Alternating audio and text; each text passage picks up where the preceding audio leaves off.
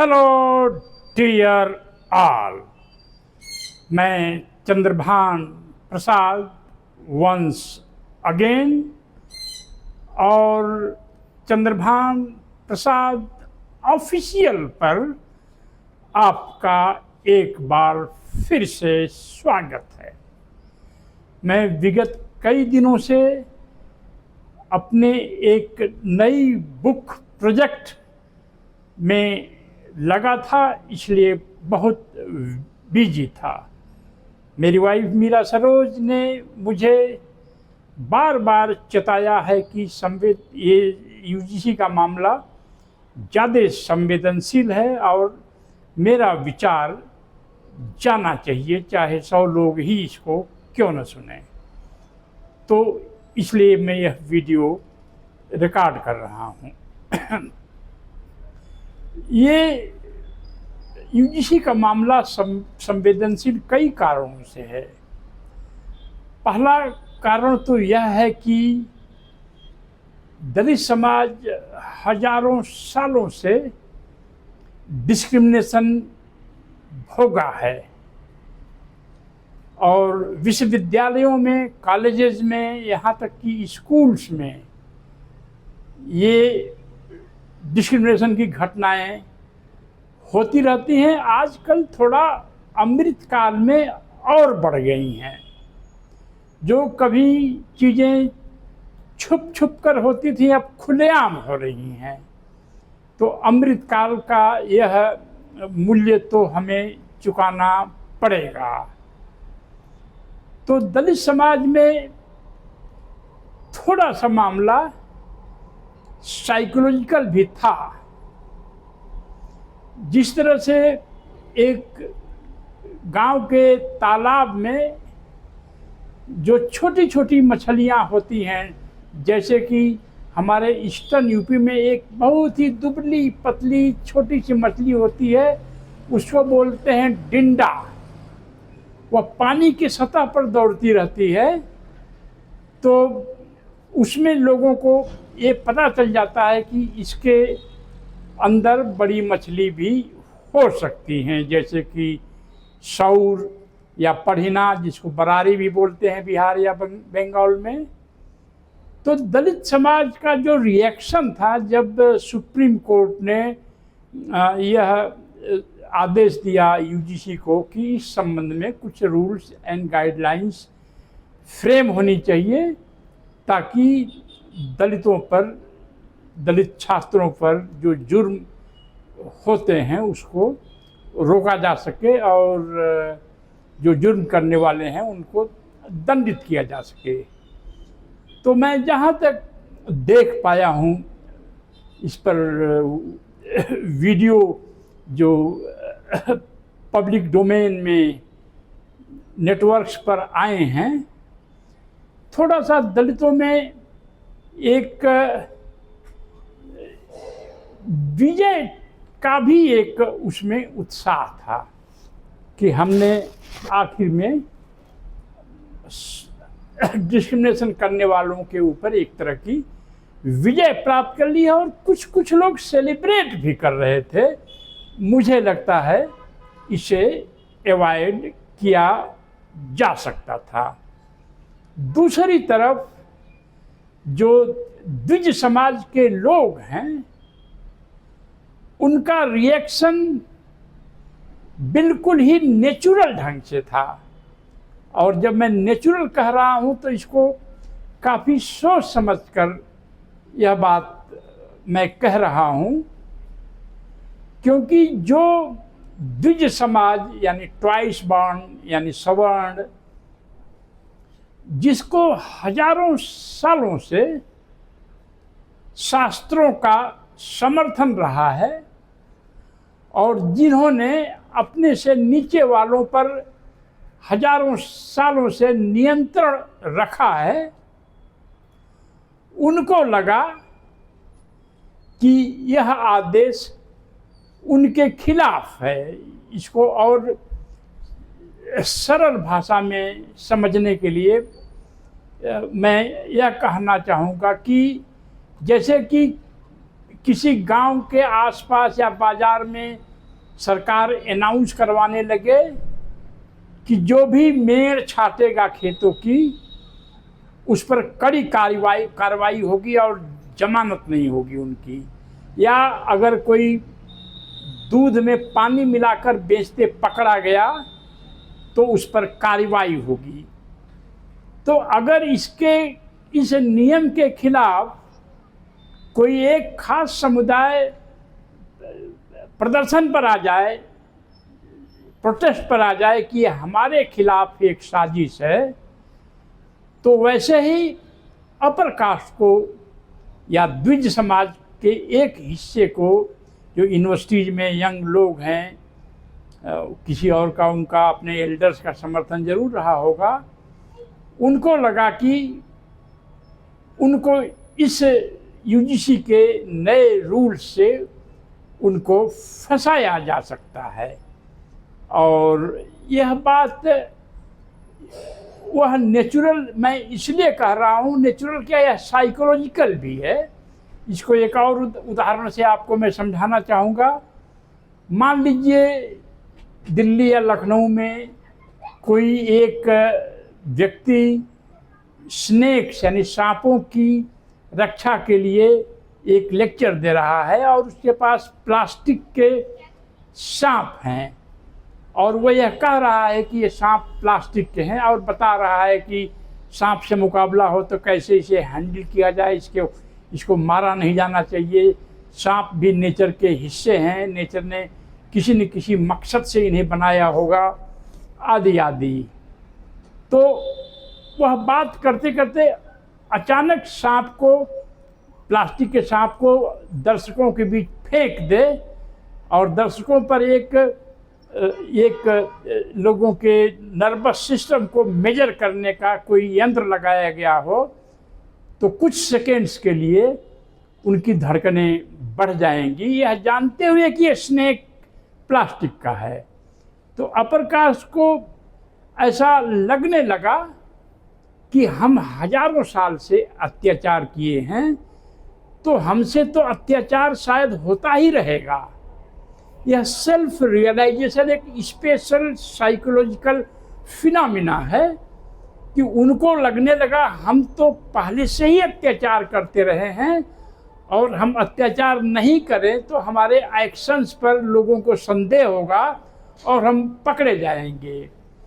इस तरह की फिनोमिना तब और ज़्यादा प्रबल हो जाती है जब किसी समाज में वहाँ का गरीब तबका या जिसका संसाधनों से कब्जा कम हो गया है, यानी जो कमज़ोर हो गया है पिछले अतीत के मुकाबले, तो कमज़ोर व्यक्ति में कई बार गुस्सा बहुत ज़्यादा हो जाता है और द्विजों में एक हिस्सा जरूर कमज़ोर हुआ है। जमींदारी उन्मूलन हुआ, संविधान आया, जमींदारी उन्मूलन हुआ, लैंड सीलिंग एक्ट 1961 में आया, लैंड सीलिंग एक्ट 1972 में आया, दलितों में पढ़ाई लिखाई बढ़ी और तमाम ये सब चीज़ें हुई। तो ये जो है उन द्विज समाज में एक जो है बहुत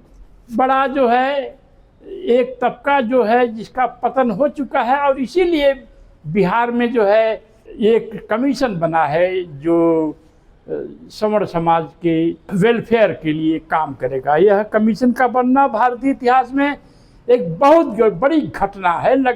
यह इतनी बड़ी घटना है जैसे पृथ्वी दो भागों में फट गई हो, जिसको हजारों साल से आप जानते ही हैं। मनुस्मृति में जो है ये कहा गया है कि यदि राजा को कहीं से खजाना मिल जाए छिपा हुआ ज़मीन के नीचे से, तो आधा खजाना राजा का खुद का होगा, राजकोष में चला जाएगा और आधा खजाना स्थानीय द्विज लोगों में बंट जाएगा।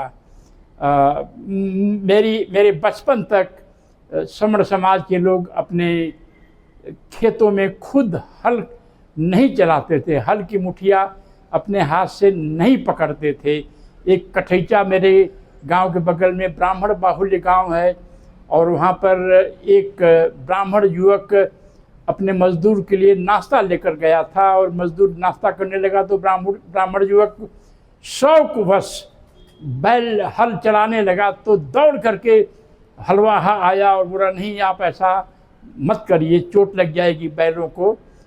एक कुटी पर एक प्रीस्ट देख रहे थे और उन्होंने तुरंत आकर के उक्त ब्राह्मण के पेरेंट्स को बताया कि आपका बेटा हल चलाता हुआ मिला, मैंने देखा है अपनी आँखों से।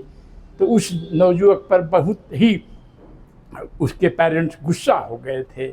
अब वह अलग से प्यूरिफिकेशन हुआ कि नहीं, इसकी जानकारी मुझे नहीं है। मैं ये कहने की कोशिश कर रहा हूँ कि जो समाज अपने खुद के खेत पर हल नहीं कभी चलाता था, आज हल चलाने वाले जो उसके दरवाजे पर रहते थे वो दिल्ली, बम्बई, फरीदाबाद कहीं और चले गए। तो उसमें जो पीढ़ी है जिसका आर्थिक पतन हो रहा है, लोगों से नियंत्रण इनका छूट गया, तो उनमें यह गुस्सा और ज़्यादा हो जाएगी। तो यह बात समझ में आती है और उन्होंने कानून को वापस करवा लिया है। तो यह भारतीय समाज में यह आज का दौर बहुत उथल पुथल का दौर है और इसमें हमें हर वाक्य, हर शब्द को सोच समझकर लिखना और बोलना चाहिए। यहाँ तक तो बात एक रही। दूसरी बात ये है जो मुझे चिंता करने वाली है, जो जिससे मैं चिंतित हूँ, ऐसा क्यों होता है कि बार बार दलित और ओबीसी एक ही कैटेगरी में डिफाइन हो जाते हैं और जैसा मंडल के समय हुआ था या जैसा अभी मंडल 2 में हुआ था, जैसा अभी हुआ है कि दलित मंचों से यह प्रतिरोध शुरू हुआ यूजीसी के कानून के पक्ष में और इसके विरोधियों के विपक्ष में प्रतिरोध जो हुआ, तो दलित मंचों पर ओबीसी लोग बड़ी संख्या में आ गए और इसका मूल्य यह चुकाना पड़ता है। पहली बात तो ये कि यह सरासर असत्य है कि दलित और ओबीसी एक ही चीज़ है, यह सच नहीं है। मंडल कमीशन में एल.आर. नायक दलित थे, मेंबर थे, उनको ह्यूमिलिएट किया मंडल कमीशन के चेयरमैन ने। गांव में अगर दलित और सवर्ण समाज से टक्कर हो गई तो ओबीसी के लोग दलित के साथ नहीं खड़े होते हैं, पर शहरों में इंटेलेक्चुअल मंचों पर दलित ओबीसी ये समाज के इंटेलेक्चुअल्स मिलजुल करके हंसते हैं, खाते पीते हैं और लगता है कि हमारे ओबीसी के लोग हमारे फुआ फुफ्फा वगैरह इस टाइप से हैं। पर दलित समाज के मंच पर चूँकि आते हैं ओबीसी के लोग और अपर कास्ट के बारे में कुछ न कुछ बोलते हैं, तो वह सब दलित के अकाउंट में से डेबिट होता है, यानी दलित समाज को के खिलाफ और समाज में एंगर बढ़ता है। और दलितों ने पिछले 40-50 सालों में, जहाँ तक मेरी रीडिंग है, अपने दोस्त खोए हैं। सवर्ण समाज में एक तबका जरूर ऐसा था जो दलितों से थोड़ी इम्पैथी रखता था, थोड़ी हमदर्दी रखता था। मंडल कमीशन के साथ वो हमदर्दी खत्म हो गई और दलित नेता इंटेलेक्चुअल आंख बंद कर ओबीसी का समर्थन करते रहे। ओबीसी आंख बंद कर दलितों का साथ नहीं देते हैं, सच्चाई यही है।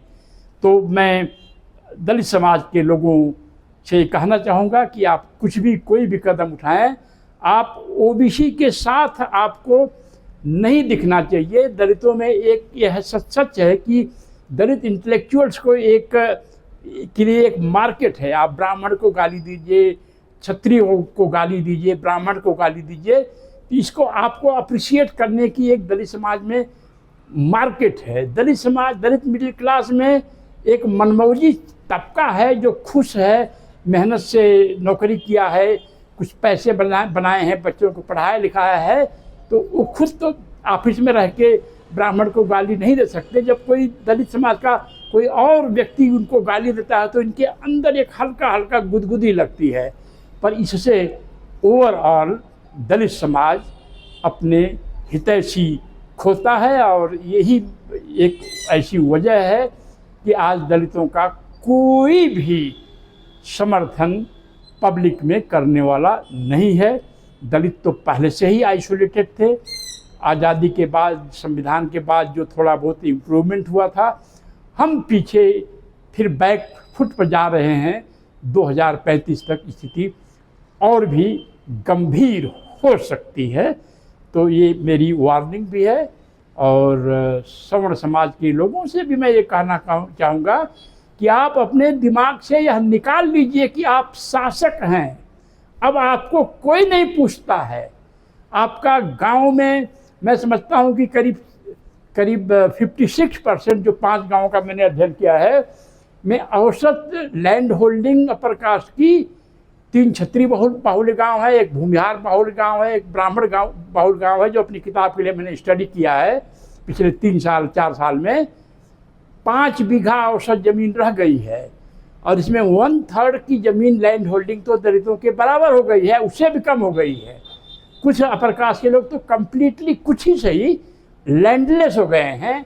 घर में कोई पढ़ने लिखने वाला नहीं है, पढ़ाने वाला नहीं है, वह भी दलितों की तरह शहरों की तरफ आ रहे हैं।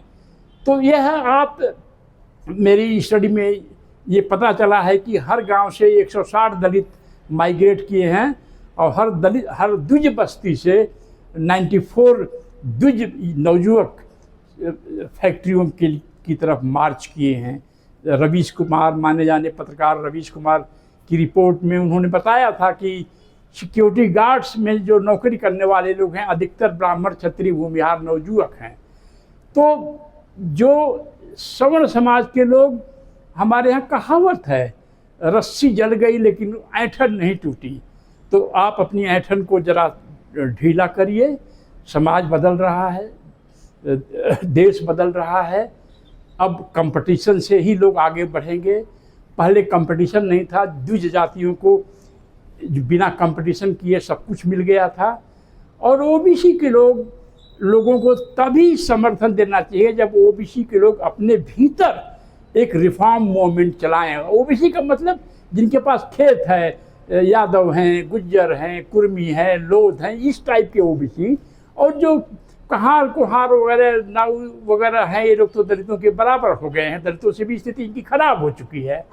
तो इसलिए जो है, एक अच्छे समाज के लिए ज़रूरी है कि ओबीसी के लोग जब दलित मंचों से ब्राह्मण को गाली देते हैं तो अपनी बस्ती में जाएं और ये बोलें कि तुम्हारा व्यवहार दलितों के प्रति जो अच्छा नहीं है, तुम असभ्य लोग हो, अपने को रिफॉर्म करो, अपने बच्चों को इंग्लिश पढ़ाओ, लाठी फेंको, हटाओ, भैंस हटाओ, गाय हटाओ अपने दरवाजे से, गोबर से मुक्ति पाओ।